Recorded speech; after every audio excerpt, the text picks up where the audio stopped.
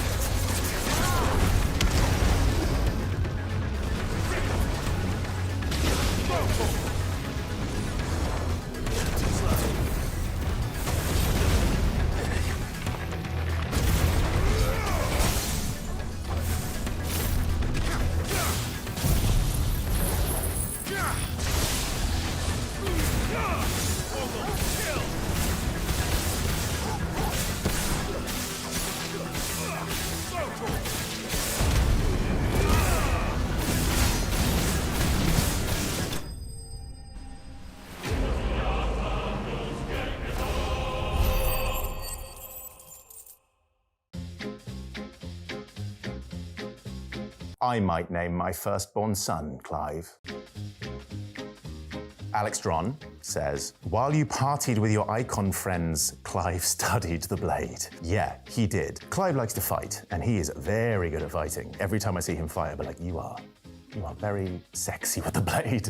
I'm just the voice, but yeah, you're very good. August, the voice acting reminds me of FF12, which is awesome. I think so too. There's that classical sense, isn't there? There's this real sense of epicness, and I thank you, August, because Final Fantasy XII, I think, has some of the most amazing voice acting in Final Fantasy, but also just in general. Is it Heiyu Nguyen?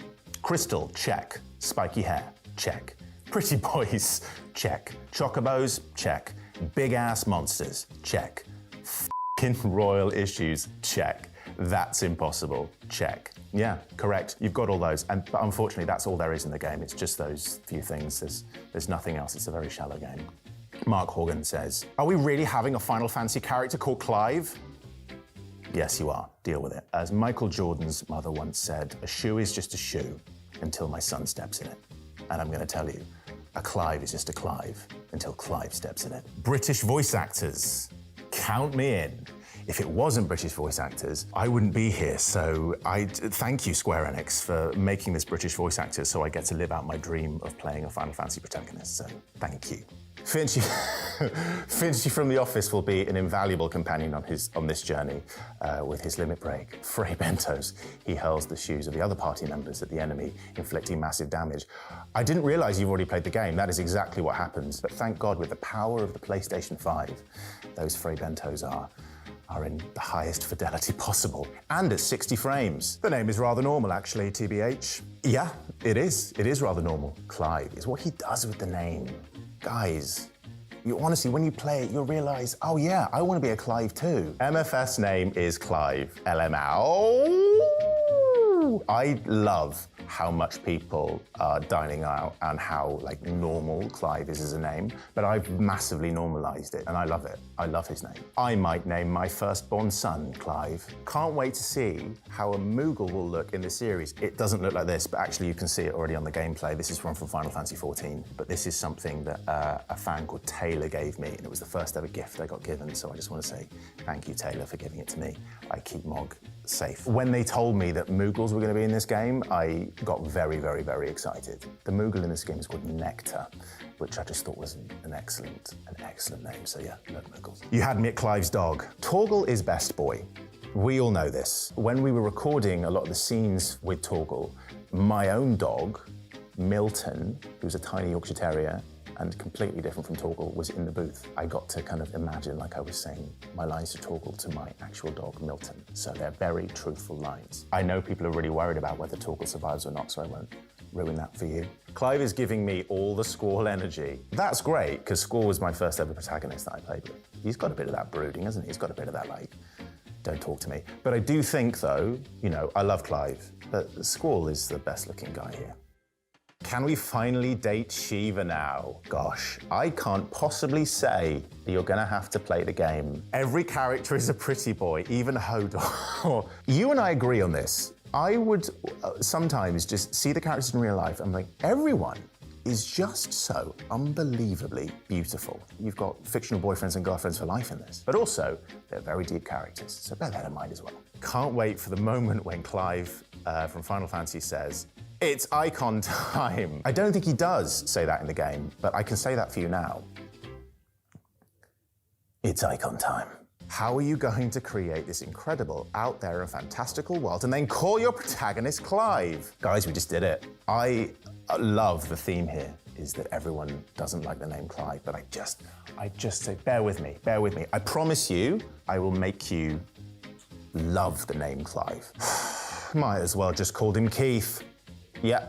It's a shame actually that you can't rename him, because I imagine a lot of people would have done like Norman and Keith, like old traditional names. Yeah, you can call him Keith if you want. Fun fact, in my audition, his code name's Clint Richmond. So make of that what you will. Rise, you crownless king. A reckoning is upon you. A war of the icons. That was a hard line. It was a hard line. I'd just been playing Elden Ring at the time. I saw a lot of people go, rise, tarnished, which I thought was very funny.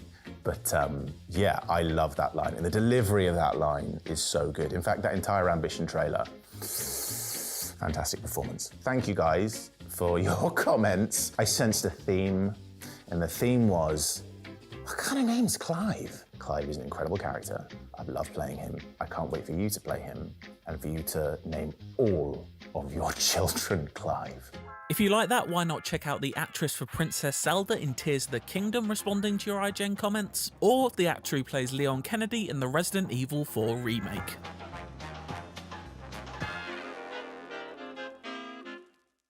はい、ファイナルファンタジー16ディレクターを務めています高井と言います。よろしくお願いします。はい、同じくファイナルファンタジー16、コンバットディレクターを担当しております鈴木亮太です。よろしくお願いします。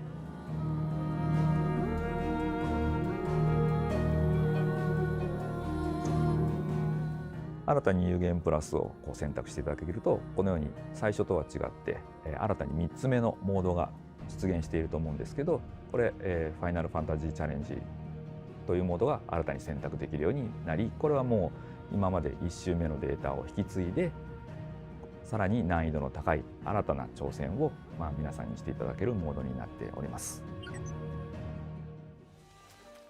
こちらは、我々が大森林と呼んでいるステージになるんですけど、アクションフォーカス、ストーリーフォーカスで割と序盤に訪れるステージになりますね。1周目の敵配置になっているので、このような小さなモンスターですね。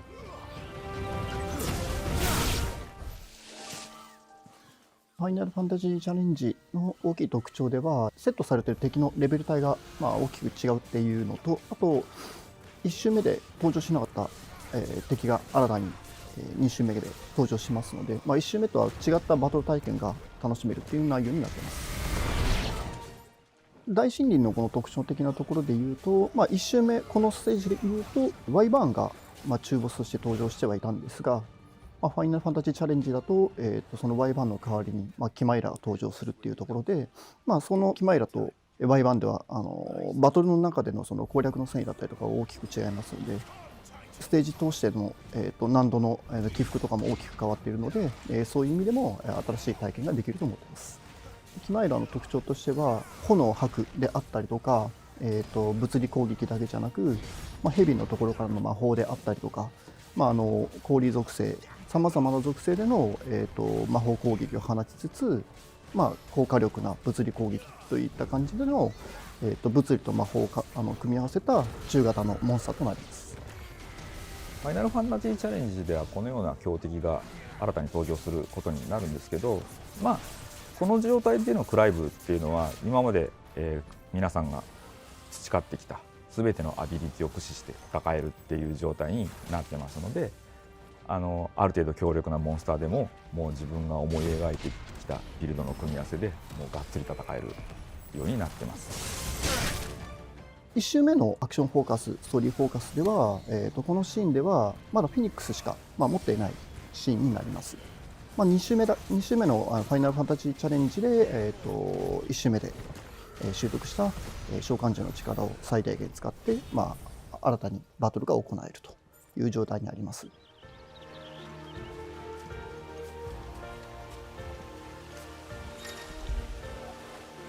Good boy.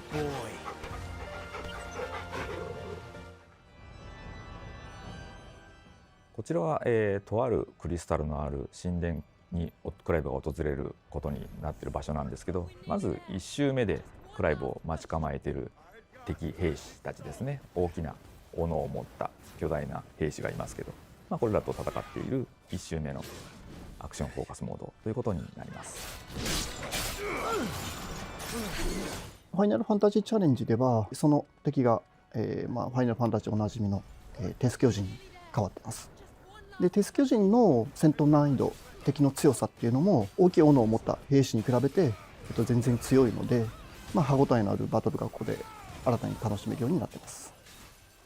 鉄巨人っていうモンスターなんですけど、これは自分としては FF を代表するモンスターの一つかなと思っているんですけど、もう遡れば FF2 あたりから出ているモンスターなので、ドット絵の鉄巨人っていうのが存在しますね。で、その上でこれ天野さんのデザインっていう元デザインっていうものが存在しますんで、16でも出すにふさわしいシリーズを代表するモンスターかなと思ってチョイスしております。今回のこの16の中では、ある種魔法の力を原動力に動くというような設定で使わせていただいてます。この鉄巨人なんですが、魔法の力で動くっていう設定とともに、戦闘の中でも、主に魔法を使った、攻撃っていうのを行いつつも、この巨大な体を生かした物理攻撃、巨大な剣を生かした、剣撃アクション等で、近接と遠隔の両方で、戦うことができる、大型ボス、機動力が高いっていうところが、大きな特徴となっています。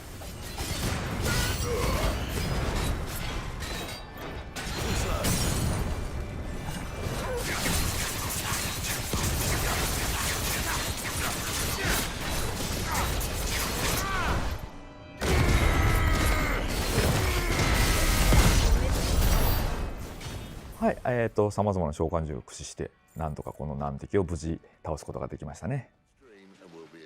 各ステージこのようなサプライズ FF ファイナルファンタジーチャレンジでは随時用意してますんで、皆さんも楽しみにこのバトルをチャレンジしていただければと思います。ご期待ください。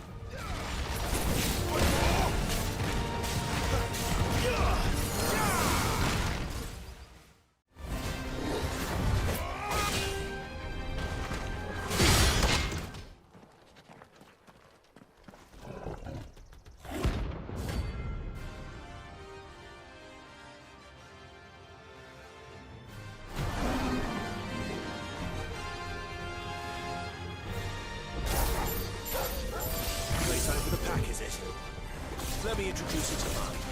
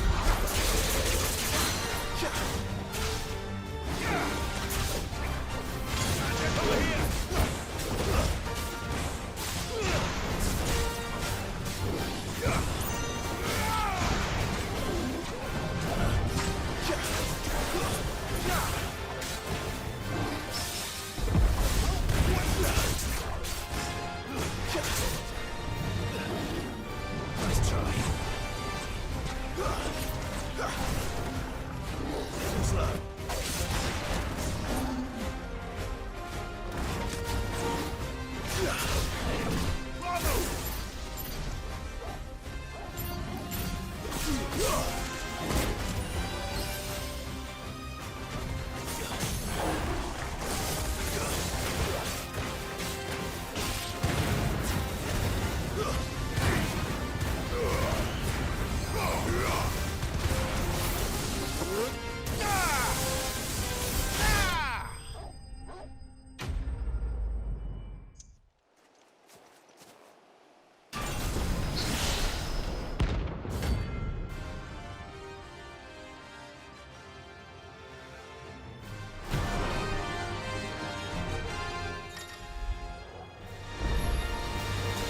relic of the fallen. Well, it seems this one has a little more life left in it. All right then.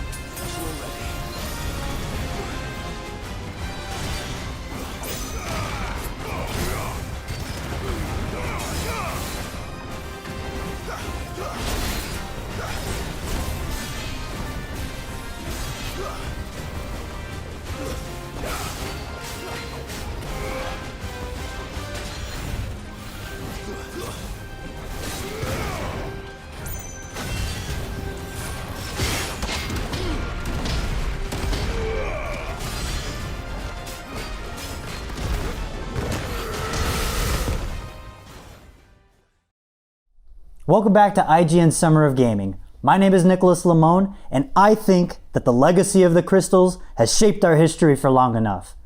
It is my privilege to welcome two people who I think feel the same. To watch and discuss all things Final Fantasy XVI with me is director Hiroshi Takai and producer Naoki Yoshida. Welcome. よろしくお願いします。よろしくお願いします。It's a pleasure to be here. Thank you. So I don't have too much time today, so just to walk you through everything we're going to do. The game is available right now, but we're going to give you a kind of Spark Notes version of some of the cool features that are available in the game. So using the Arete Stone that's available in your hideaway, we're going to jump around several different points in the game, doing our best to be very sensitive about spoilers. So up first, we're going to play through the Greatwood, which, if I'm not mistaken, takes place just immediately after where the brand new demo ends. So this is going to be the first thing. We're going to have cutscene skip on. So if you're extra sensitive to it, please, there's no worry. We're just going to watch some hopefully good gameplay.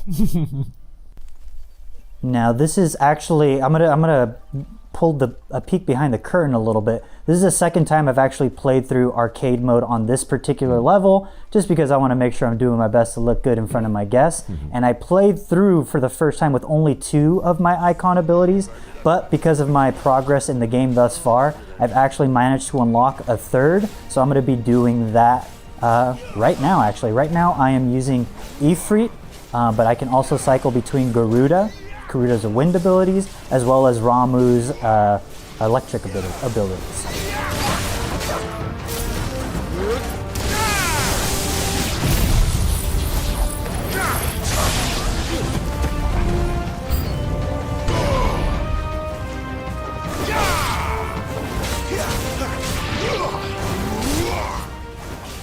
So I gotta note, the game is kind of marketing itself as the legacy of our crystals has shaped our history for long enough. That feels very evocative of like bringing Final Fantasy back to its roots. So how does Final Fantasy XVI bring the series back to its roots?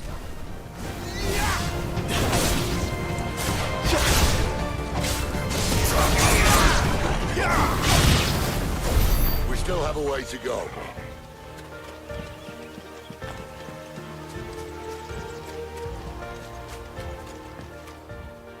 まあ、今回16を開発スタートするにあたって、僕はプロデューサー、高井さんがディレクターっていう形で、前広が脚本をやるって、3人でスタートさせたんですけど、その時に僕から召喚獣とクリスタルはもう絶対に物語の中心に添えてくれと、それをすることによってちゃんとファイナルファンタジーというものを感じられるようになるから、あえてそこをその2つを中心にしてほしいっていうオーダーをしたところから始まってます。So when we started working on the development of 16, we started with a small group, just 3 core members. Myself as producer, Takai-san as director, and Maihiro-san was working on the script. And when we had this sort of small group, came together and we were thinking about what to do for Final Fantasy XVI, I asked them to put the summons and the crystals right at the very core of everything, because if we had those core elements, that would ensure it would be a Final Fantasy. So it was very intentional that we really focused in on these. And at the same time, even though this game seems to embrace its series roots, that line, the legacy of the crystals has shaped our history for long enough, almost seems to imply a rejection of the original kind of Final Fantasy motifs, such as crystals, the magical races and whatnot. So it also seems to kind of subvert a lot of fan expectations in that regard. Was that intentional?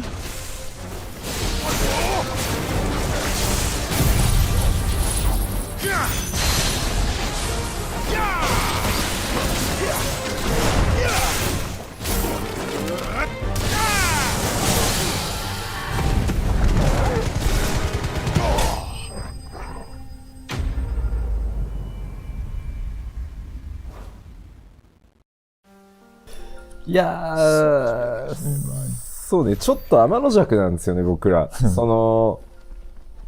FF といえばクリスタルって誰もが言ってくれるんですけど、なんか近年のちょっと FF のクリスタルの扱いがちょっとなんか とりあえずクリスタルは出てきますみたいな雰囲気だったのが正直あまり自分としてはちょっと残念だったただ None of us knows these woods. クリスタルを巡る物語っていうのはこれまでの過去作、特にファミコンスーパーファミコンの時代すごく徹底して描かれてるので、中心には添えるリスペクトはするけど、今回はそのクリスタルを巡る物語が単に加護を与えられてるっていうだけのものではないっていうのをこう表現したかった。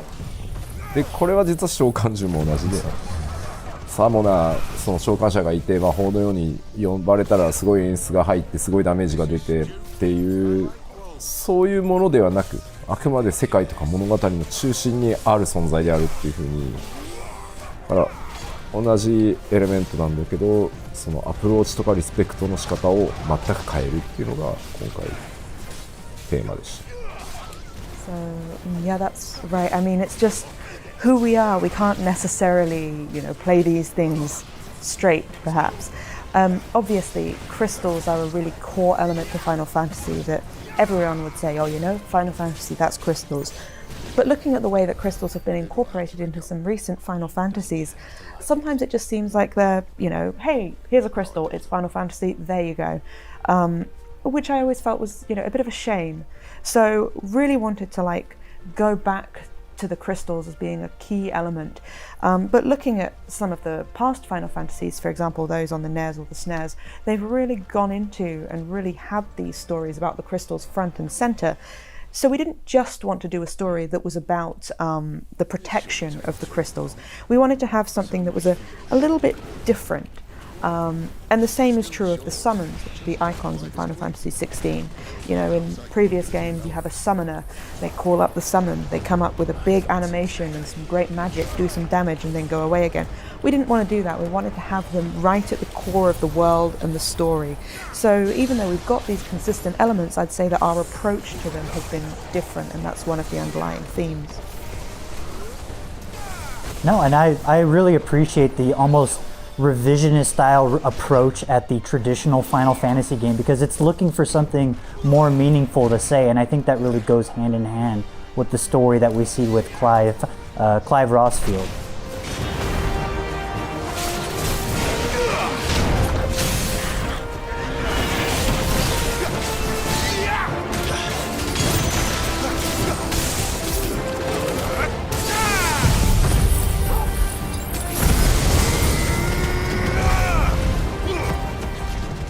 大きく今までの FF を脱却して変えていこう、そして主人公像も新たなっていうところをあまり実は意識して作ってはいないんですよね、正直なところ。We didn't approach this with the perspective of we're going to create a Final Fantasy that's completely unlike previous Final Fantasies, or we're going to have a Final Fantasy protagonist who's really different to all of the Final Fantasy main characters who've come before. We didn't really think about it like that. 先ほどの吉田の話にちょっとつながるんですけど、やっぱりあえて変えようというよりはクリスタルをちゃんと世界の中央に据えてしっかりとしたお話を書こう、その上でアプローチをやっぱりちょっと変えてみようっていうところが大きいだけであって、我々としてはその点に実はファイナルファンタジーらしさってものはちゃんと残してるつもりで制作自体はしてますし、主人公のクライブに関しても背負ってるものがちょっと今までの主人公とかと比べると渋いというかダークというかっていうようなところがあるかもしれないですけど、そこはあえて、今までのシリーズとちょっと違った雰囲気を与えるようなところにはなってるのかもしれないです。So, as Yoshida-san just mentioned, what we were really looking at was having something that placed the crystals right in the center of this world and then telling a really fleshed out proper story surrounding that. So it wasn't that we intentionally took a completely different approach, we just sort of tweaked it slightly and had a different way that we were looking at things. Amongst that though, I still do think that we've managed to preserve this kind of Final Fantasy spirit or Final Fantasy DNA within it. For Clive as well, he may be carrying some burdens and have some things that he's dealing with that are a little bit more perhaps dark or a little bit more serious or severe in some senses than other protagonists, but we didn't intentionally go out of our way to sort of create someone completely different. It was just due to the way we were approaching the game as a whole. 全然関係ないけどうまいですね、アクションのプレイが。Just changing the topic slightly, you're really good at this.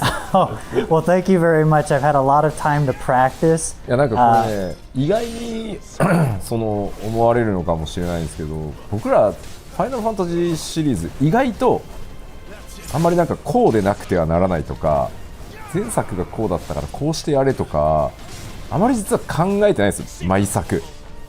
This might come as a bit of a surprise, but we don't really sit here as developers and think this is what Final Fantasy has to be.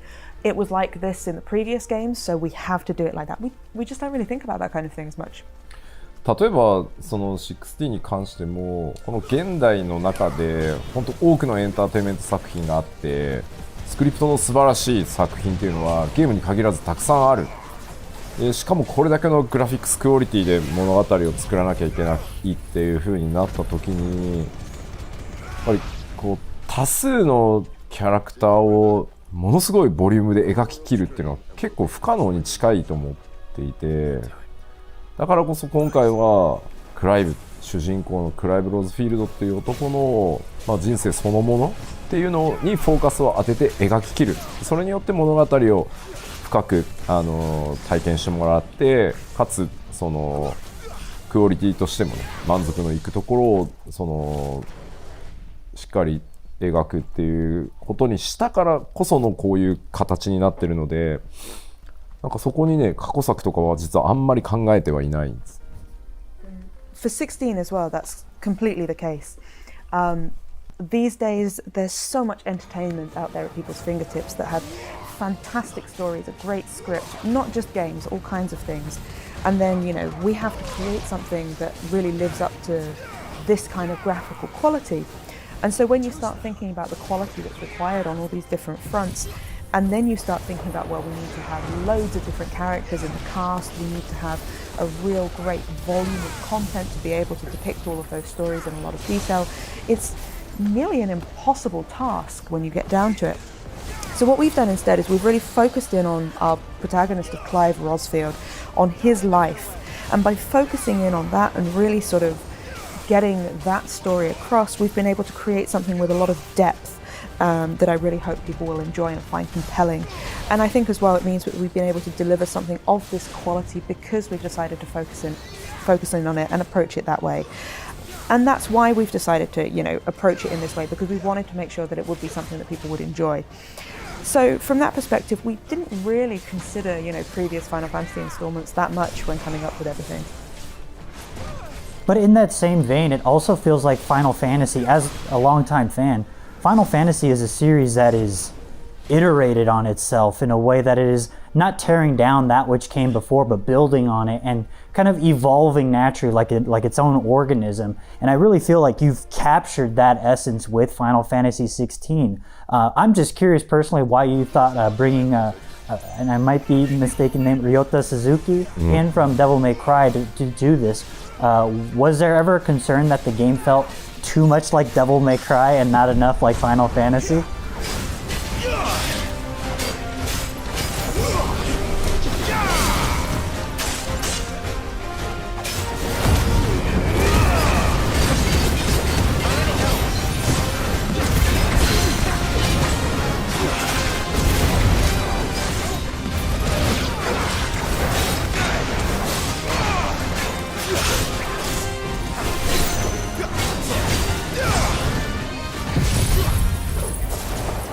正直言うとほとんどないですね。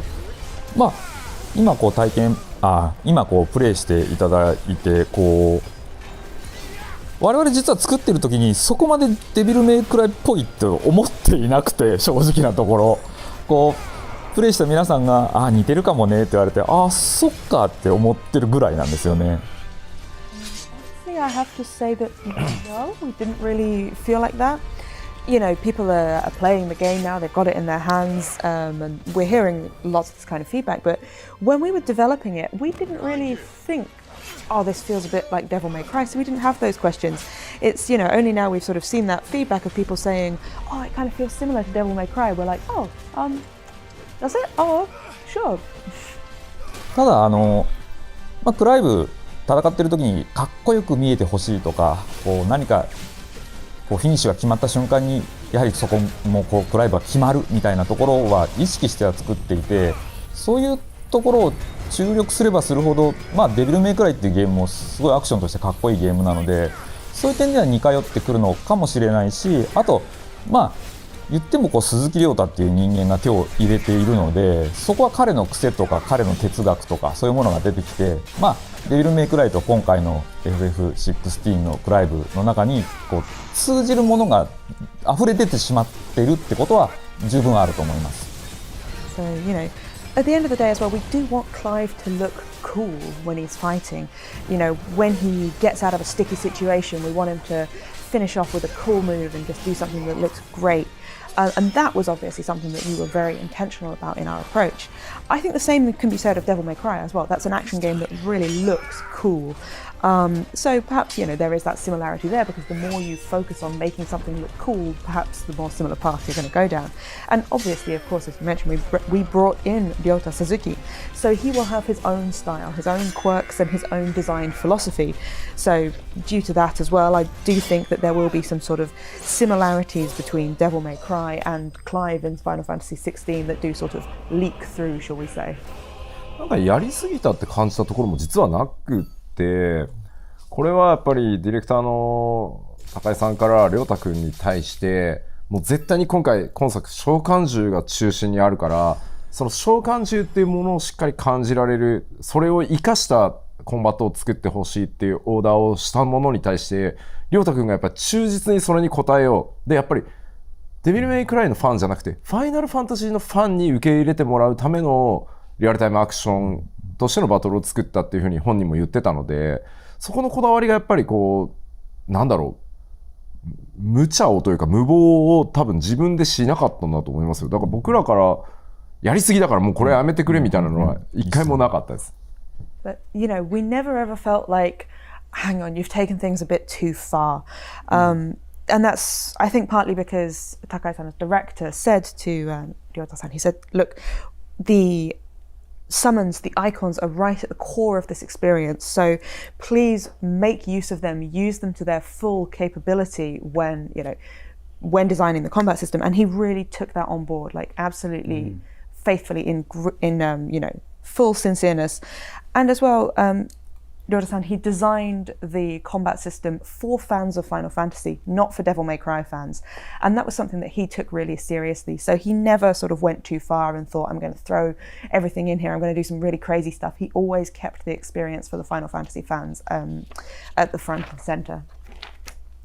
Well, as somebody who's had a lot of time with the game, I can say that I think Ryota-san and your entire combat team absolutely nailed it in terms of game feel, and also utilizing those icons as, for lack of a better way of putting it, Clive's weapon set. And it just feels like such a natural evolution of a action combat system. And also, he looks really cool doing it the entire time. If you could take a look at my display here, this is the end. This is kind of like the end card for the arcade mode. When you're actually going through the normal game, you're not ranked in this same way. The game allows you to take any progress that you've made in the game and revisit various combat scenarios, because, as I mentioned earlier, you're going to want to do that because it's fun and you're only going to get more toys to play with. So I fortunately managed to not make an absolute fool of myself. I think I managed to pull off an S rank. So right now what we're going to do is we're actually going to play through the Garuda boss fight, where Clive managed to find a special power within himself to fight back against a gargantuan enemy, an icon known as Garuda, my Final Fantasy mainstay. This is the part of the game that really clinched it for me to showcase, like, we're in it, baby. This is incredible. This is exactly what we want from Final Fantasy. I've read numerous interviews that you've given, Yoshida-san, where you talked about what makes Final Fantasy above all Final Fantasy is that it has the best story, it has the best graphics, and it has the best music. And I think that this battle really exemplifies that from beginning to end. And it is the thing that tells everybody, strap in, we're in for a good ride.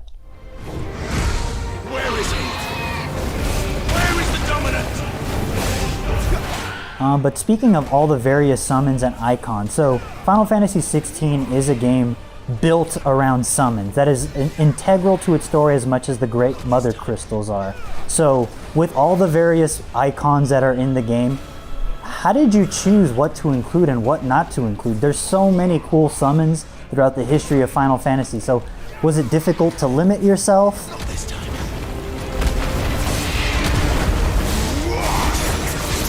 Choose now.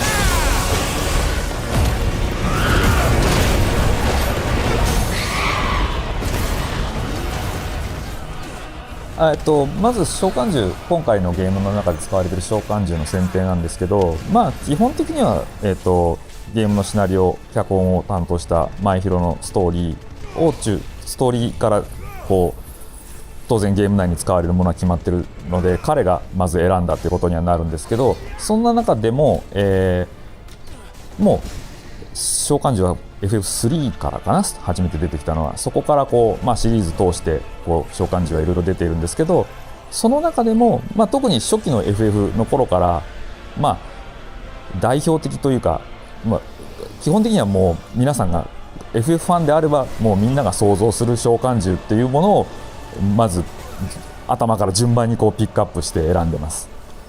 So, first and foremost, the icons that we selected for Final Fantasy XVI mostly came from the scenario story that Maikiro-san wrote. He essentially, picked out the ones that were essential as part of that narrative process. But summons first appeared in the Final Fantasy series in Final Fantasy III, and from there on they've been, popping up in lots of different installments, and new ones have been being added, etc. But we wanted to go back to, really using summons that were representative of Final Fantasy, that have been in the series ever since those early installments, and hopefully ones that are very easily recognizable by fans of Final Fantasy. We started with those ones and sort of went through in that kind of order. 俺もちょっとあって、その召喚獣ってこう必ずイフリートが最初に出てきて、こう次は何でっていうなんとなく登場の順番というのが毎作決まっていて、仮にシリーズどれか遊んだことがあって、でも途中で例えばやめちゃったっていう人でも少なくとも多分イフリートは知ってるよねとか、ラムーはわかるよねとか、とにかく今高井が言ったようにどのシリーズを遊んだ人でも聞いたことあるこの召喚獣とか見たことあるこの召喚獣っていうのをちゃんと出すことにしましょう。なんか無理にオリジナルとかを作るんじゃなくてそうしましょう。で近年イフリートがねあまりにもなんか弱くてあっという間に使われなくなるかわいそうな召喚獣で、デザインもめっちゃかっこいいはずなのに、なのでもうあえて主人公だろここはみたいなね。For the summons as well, I mean, generally speaking, throughout different Final Fantasy games, there's like an order that they tend to appear in. Like Ifrit comes out first, and then you fight him and move on to other ones, etc. So there's kind of this pattern that some people are familiar with. But so, for example, even if there was a player who had played some Final Fantasy, some part of a Final Fantasy game, but hadn't finished it, we wanted to choose ones that would still be, familiar to those people. So even those kinds of players might be like, oh well, I definitely recognize Ifrit, or I know who Rama is. We wanted to make it so that anyone who had played a Final Fantasy, regardless of which one it was, would have seen or have heard of some of the icons in Final Fantasy XVI. We didn't want to go out of our way to just, create something original just for the sake of creating it. And then, on top of that, as one of the ones appearing earlier, Ifrit often ends up being quite weak, and you stop using him right away, and I felt almost a bit sorry for him. Like his design is so cool, he's such a great summon, and yet it's just not really being used to his full potential. So we thought, well, come on, let's make him the protagonist. なんか出したかったけど出せなかったというか、当確線上にいたけど、いろいろな都合があって、泣く泣く今回のゲームには入っていないっていう召喚獣がいたことはいます一応、名前は言わない方がいいかなっていう、どっちかっていうとその個人的にさ出したかったけどいつだなっていうそれは実はないですね。なるほど、This is similar question to Takai-san to say, were there any that you wanted to put in that you couldn't? Being, well, we had some that really wanted to get in there, really wanted to put in, but just because of the way things worked out and the plans, didn't quite manage to get them in, which is a real shame. And Yoshida said, no, like personally, were there any that you were like, oh, I'd love that guy, but have to let it go? And no, not really. Those sort of personal ones that I feel like I missed out on, haven't really got any of those. 個人的にはね、この世界観でアレキサンダーがいて、どっかの首都そのものが召喚その、こう王によってこう呼ばれてそのみたいなのは、面白そうではあるなと思うんだけど、すでに兼任しているとかね、時間扱っちゃうとさ、無敵すぎるもんね、なんか機会があったらね、そういうなんかはちゃめちゃなのもきっと面白いんだろうなとは思うんですけどね。Personally, for me, I would love to see, Alexander, but in the world of Final Fantasy XVI. So you have some capital city somewhere where the king can call forth Alexander, and then the whole thing turns into someone. But I think that would be really fun. I think it would be great. But using time, having an icon that could use and manipulate time would just be too overpowered, way too invincible. But yeah, I think it'd be fun to do something really crazy like that.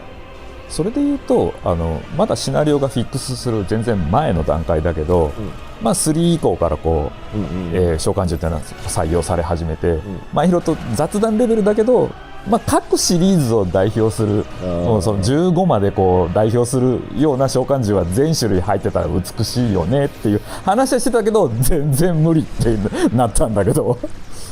I mean, on that kind of chatting about it from that sort of level, this was way before the story and the whole scenario was locked in. But I remember that when Maihiro-san and I were sort of going through looking at all the different summons from Final Fantasy III onwards, we did kind of have this chat and say, oh, wouldn't it be nice if we could put one in to represent each of the past Final Fantasies, so have 15 of them in. But pretty quickly we were like, oh yeah, no, that would just be impossible. それやってたらあと5年かかってたね。That would have taken another 5 years maybe?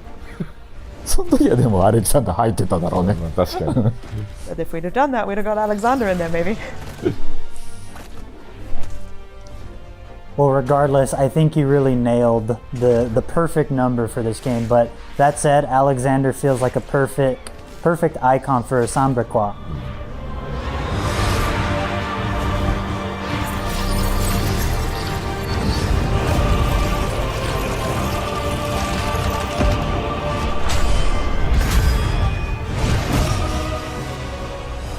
Yeah, 雰囲気的にはそうなんですよね。面白いと思うんだよな。Yeah, I think Alexander would have really been a perfect fit for that kind of atmosphere and the vibe there. Would have been really good. そう、ザンブレクはね、まさにイメージ通りだったり。And Sambrek was really, what I would have been thinking of. Good call. And now we're in the middle of the icon fight here, and as you can say, this was the thing that first drew me to Final Fantasy XVI as the first biggest differentiator from the rest of the series as kaiju battles. So I gotta know, I'm a huge kaiju fan. Was there any inspiration from any kaiju film, any tokusatsu, anything like that? Or was it just pure imagination?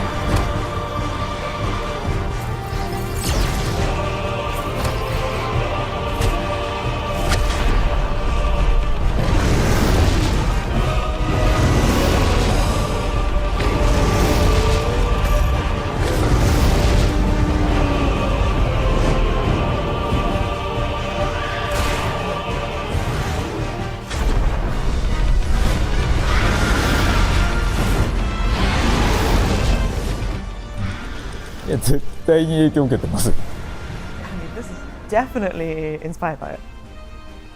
いや、なんかもう、そう僕らはやっぱゴジラだったり、エヴァンゲリオンだったり、近年だとね、進撃の巨人だったり、仮面ライダーもウルトラマンも、僕らゲーマーでもあり、こうアニメ、漫画、特撮大好きなので、体がほぼそれで構成されてるんですよ。なのでこう作っていくと好きだから出てっちゃうんですよ。So, you know, we have all kinds of inspiration to draw on, whether that's Godzilla, Evangelion, more recently, you know, Attack on Titan, things like Kamen Rider, Ultraman. Obviously, we're gamers, but we also love anime, manga, tokusatsu. I'd say it sort of makes up our DNA, it's who we are. And so even if we're not intentionally approaching it to create something like that, it's just going to come out, it's just who we are. But yeah, I wouldn't have it any other way. But right now we are going to get into a hunt. This is a very early on hunt that's in the game. So those worried at home that I'm going to spoil anything big, you don't have to worry too bad. This is super duper early on and it's only a B grade level hunt. Alrighty, so here he is. Everyone wanted to know, are there Moogles in the game? And yes, confirmed, there's a Moogle and his name is Nectar and I love him. But this is his hunt board. And as you can see, these are the hunts I've managed to do so far. And at the pre-launch celebration, Ryota-san actually showed off an S-tier hunt. I will not be doing that today. I'm going to just take on a measly B grade, but hopefully he doesn't make me go running. But I'm going to take on Sekhret. いやでも見てるとね、大技スタイルだよね、やっぱりね。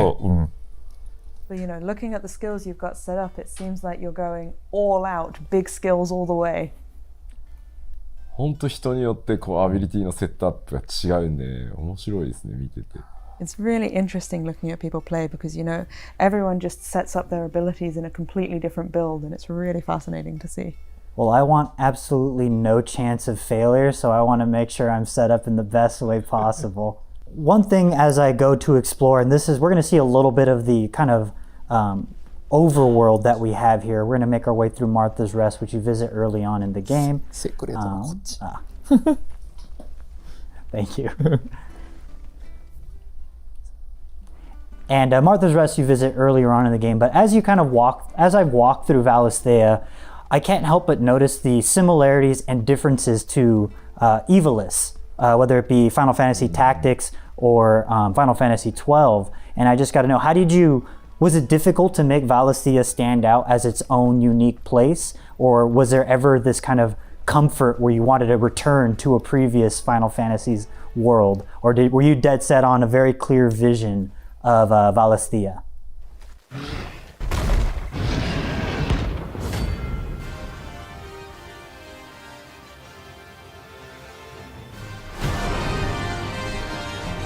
いや独立した世界で描いてるんですけど、これもまたですね、アートディレクターの皆川さんがそもそもずっと長らくね松野さんと一緒にこうイバリスの世界をね作った人だから一人でもあるし、前広もね松野さんの一番弟子だしね。そう考えると、これもまたね好きなんですよ、やっぱこの手の世界観が、だから似ちゃう出ちゃうみたいな。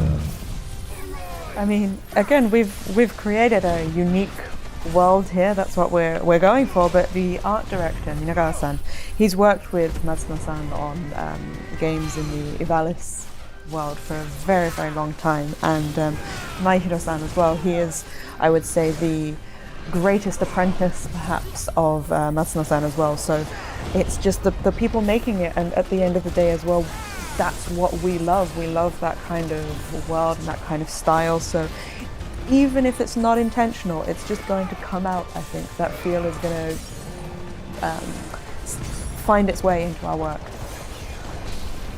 なのでまず最初にイバリスの世界いいよね、ああいうの目指そうかみたいな形でスタートしてるわけではやっぱりなくて、僕たちは僕たちで今回バリスゼアっていう世界をゼロから新しく作ろうねっていうところから開発は当然スタートしてます。ただやっぱり深く関わったスタッフ、各シリーズに関わったスタッフがいるので、そういう人たちやっぱ自分の DNA がどんどん仕事に出てきて、どこかしら醸し出す雰囲気っていうものがプレイしている皆さんに伝わってしまうと思うんですけど、そこでイバリースみたいなのを感じてしまうとしたら、きっと開発者の DNA をもう感じてもらってるんだと思います。We didn't set out in development to say Ivalice is great, let's make a game that feels like Ivalice. It's not what we did at all. We said let's create Valisthea, this wonderful world from scratch, from zero. But having said that, you know, a lot of the key and core development team, you know, they've all worked on past Final Fantasy games, and that becomes part of their DNA. They bring their own touch and style to everything that they work on, and that sort of creates the atmosphere of the game. So if players, you know, feel that this is similar to Ivalice, then they're probably feeling the unique touch and taste of the development team. Oh my gosh. I'm going to get dragged online. This is not going to be good, but hopefully I can redeem myself with the short time we have left. But nope, that makes 100% sense. One of the things that also stood out to me as I made my way through the story is, and it's very few Final Fantasy games that actually tackle this sort of material, but it is the overt kind of political intrigue that is present throughout the game. And it's also the kind of the push and pull pressure of theology within the politics of the world. So was that something you actively set out to do with Mahiro-san, or is that just something that, because you are dealing with adult themes, you are dealing with, you know, political power and pressure, that's just a natural tie-in to Final Fantasy, the religious side of aspect of the crystals?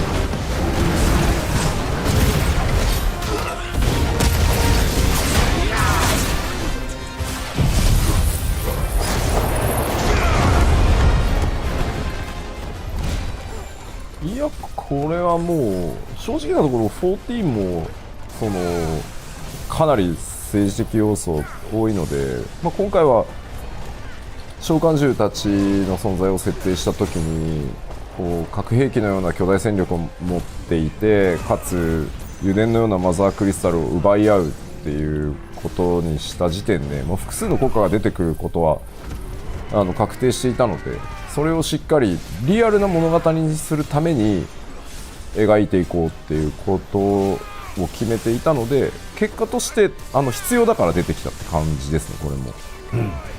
I mean, honestly speaking, I feel like, you know, you could say that Final Fantasy XIV includes a lot of political elements in its story as well.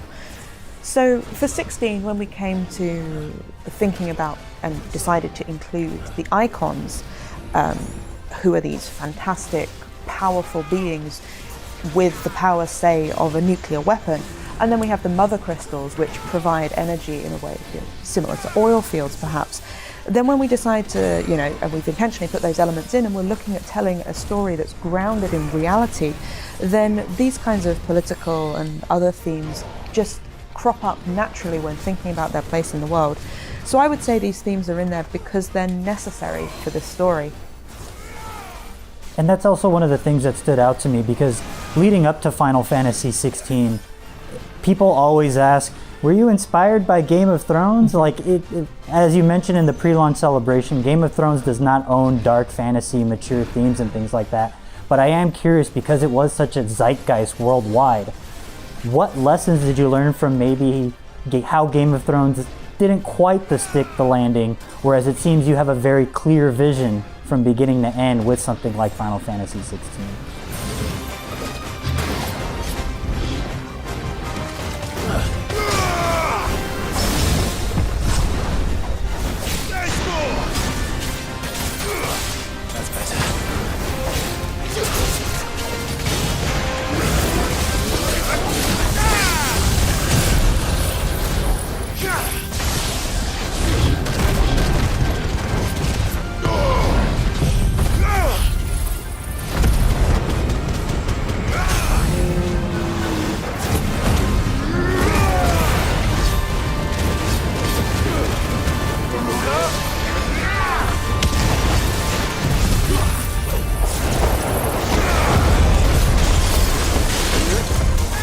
ちなみに僕ゲームオブスローンズ、原作も含めて大ファンだからちょっとフォローしておきたいんですけど僕ゲームオブスローンズのドラマ版のラストその終わり方っていう意味ではちゃんとしてるんだとは思うんですよ。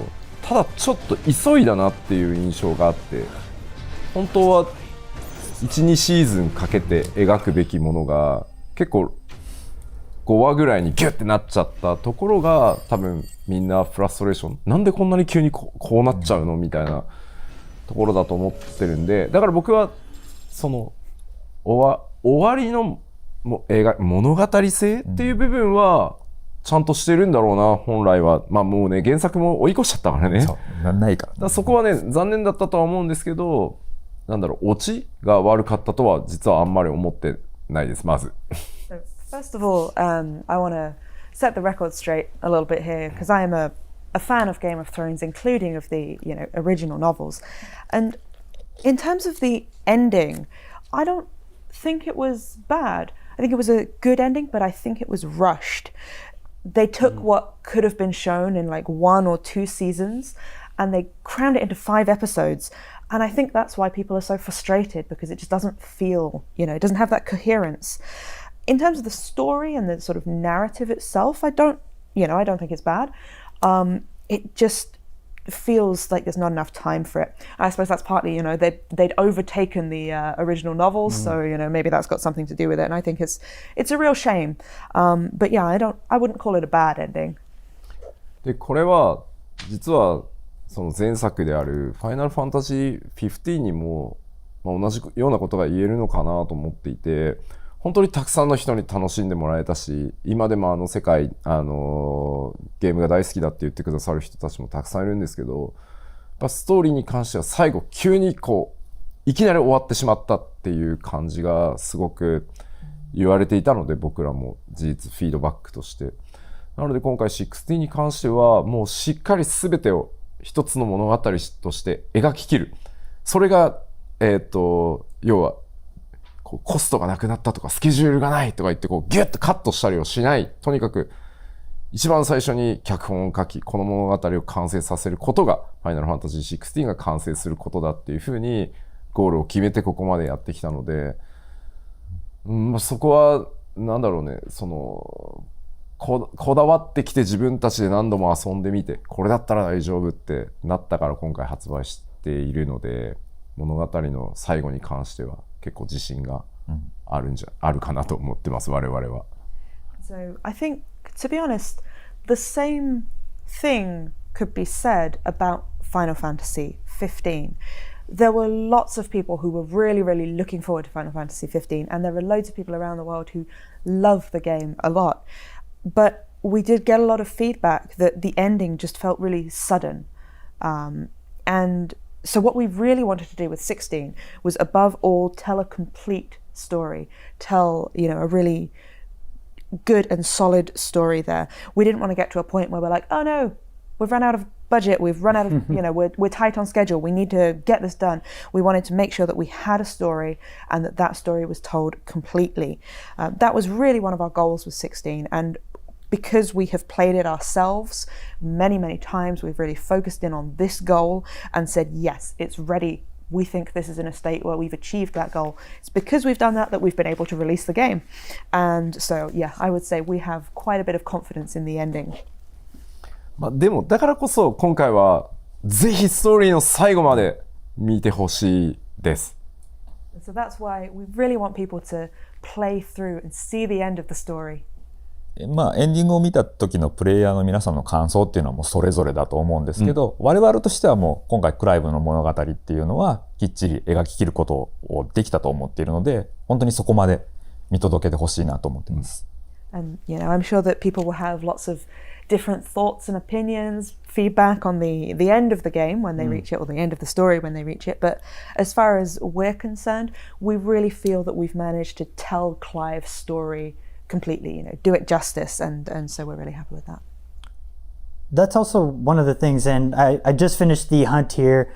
We are going to, I don't know what happened previously. I wasn't paying attention. My eyes were closed. I don't know, but we finished the hunt. We got our reward. So very fun fight. As you can see, that was just a taste of the hunts that we saw there. But just to backtrack a little before we go to our Twitter questions, just to kind of touch on Clive's story from beginning to end. I mean, I think previously in other Final Fantasies, we've seen our protagonists through various stages of our life. And I know that Maihiro-san was inspired by Dragon Quest V with the saga of the main characters, the story being told over the course of a character's life from childhood to adulthood to an old man and eventually his children taking over. Now, is that something that rang true to you from Maihiro-san, or do you just let him have fun because he's the creative director? いや、まずそもそも前広そのインタビューで指摘されて初めて気がついたって言っていて、当然5は名作なので前広自身もプレイはしていたけど意識したわけじゃなかったって答えてるはずなので、で僕らも全然意識してなくて、で言われてみたら確かにそうだなって。Yeah, so actually, if I remember correctly, when Maihiro-san had that interview, they pointed out that this is similar to Dragon Quest V, and that was when he first realized that that was the case. I mean, Dragon Quest V is a fantastic game. He has, of course, played it, but he hadn't made that connection until it was pointed out to him. And it's the same for us as well. You know, like having heard that, we were like, oh yeah, actually, that's it's a good point. But that wasn't something we intentionally approached there. これもう記憶が結構曖昧なんですけど、どんな物語にしていくかっていうことを話し合っているときに、そのちょっと今回はジュブナイルっぽさは落として、できるだけこう最終的にはまあ30代中盤からやや後半ぐらいの主人公の物語にしていきたいよねっていう話を、まあやっぱり僕ら自身がその、楽しめるというか主人公になっていけるような物語にしたかった。でもそういうキャラクターに没入感を持ってもらうためにはその主人公の少年時代だ、その青年時代みたいなのを知ってた方が感情移入できるはずだから3つの時代の物語にした方がいいんじゃないっていうのは結構最初にですね、コンセプトとして打ち合わせしてる時に決まってるはず。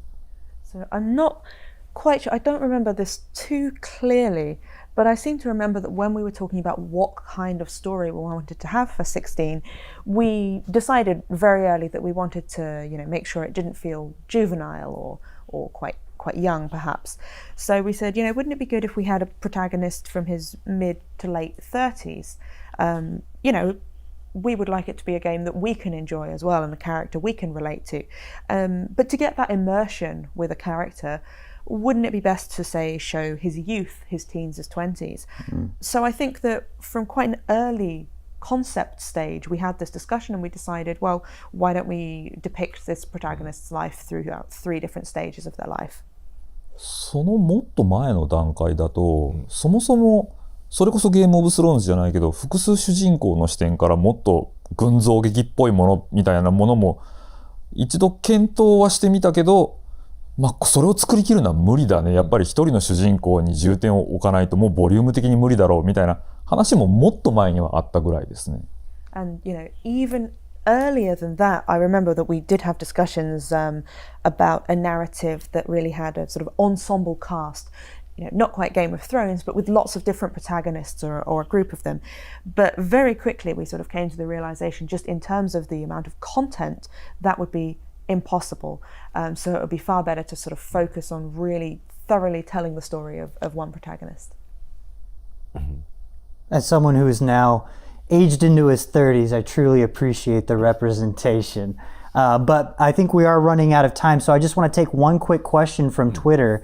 This is from Twin H Gaming, who asks, what was the biggest challenge in making the game compared to your previous works? So, Takai-san, from Saga to now, what was that kind of a challenge that you faced with 16? Because I'm sure way back when you faced very different challenges. まずサガのようなものを作ってた時代と開発規模が雲泥の差なので、まずスタッフの量だけでも、倍じゃ効かないぐらい大きいので、もうちょっと比べられないぐらい差はありますね。First and foremost, I just want to say that the whole scale of development has changed so much from when I was working on things like Saga. Like, the amount of people involved in the project is more than double, I would definitely say. So it's just impossible to sort of compare on that kind of level. で、その話にもちょっとつながるんですけど、新しいことも当然こう FF ファイナルファンタジーシリーズとしてチャレンジしていかなければならないっていうものもあって、それこそ今回は召喚獣対召喚獣っていうものを複数こう作っていかなければならないとか、改めてアクションゲームっていうものにチャレンジするとか、そして PS5 って新しいハードでゲームを作っていかなければならないとかいうチャレンジをしなければいけない。で、そのチャレンジを達成するためには、ある程度大きな開発規模がないととてもできない。その中で開発規模が大きくなると、当然関わるスタッフが多くなって、そのスタッフたちと同じ目標に向かってこう意思疎通して開発を進めなければならないんだけれども、全員が同じこうちゃんと物事を理解して一歩一歩進めていくっていうところは、とても難しかったですね、やっぱり。So, one of the things that's really essential to Final Fantasy is always taking on something new and trying new challenges. So, for example, this time round we have the Icon versus Icon battles with lots of different sort of, approaches to that as well. We have the fact that we were taking on an action gameplay system, and then also that we were developing for new hardware, the PS5. And so this just requires a much larger development scale. And then that means that you have a lot more staff. You're all working on this as a much bigger team. And to get that whole team moving together as one towards the same goal is the ideal, obviously. But making sure that everyone is on the same page, that everyone has a really clear understanding of each step and moving through that at the same time is incredibly difficult. 昔はね、本当人数が少なかったので、容量も少ないゲームしか作れなかったから、一人で何役もやってたんですよね。コンバット作ったやつがテキスト書いてたし、だから何かあっても話し合えばすぐ割と決まったし、ここいまいちだからこう直そうぜみたいなのを2人であっという間にできたりしたんだけど、今これ直そうぜって言ったらなんか30日かかりますけどどうしますかみたいな。I mean, back in the day, you made games with just a far smaller team, which, of course, meant you made games with smaller amounts of content, less volume. But, that meant that each individual team member would have a broader role. Someone might be working on the combat, but also working on the text, things like that. But what that meant is that you could fix things relatively quickly just by having a quick chat. So two of you would sit down and be like, oh, this isn't really that great. Should we change it? Yeah, let's change it. And then you could just work that out fairly quickly. Now, if you sit down and go like, I don't think this is great. Should we change it? And it's like, well, there's about 30 people we need to get involved in this discussion. And then it just, it's a completely different ball game. 何かを調整したり修正したりするため僕はみんなに頭を下げに行くという仕事でしたから。So my job really is to go around apologizing to everyone when they need something fixed or need something changing. I'm very well of what that's like, but to some extent, much smaller scale. But that is unfortunately all the time I have left. But if you want to check out Final Fantasy XVI, you can do that for yourself right now on PlayStation 5. Yoshida-san, Takai-san, thank you so much for joining me. I really appreciate it. ありがとうございました。Thank you. And for more on all things Final Fantasy XVI, stay tuned to IGN.